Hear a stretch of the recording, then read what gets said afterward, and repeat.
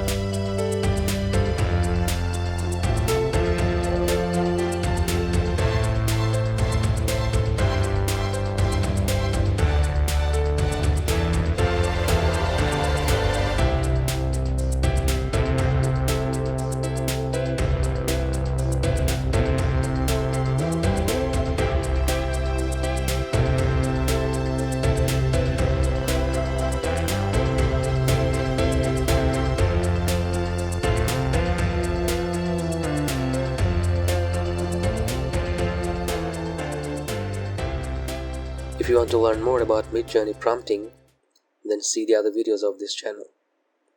Thanks for watching.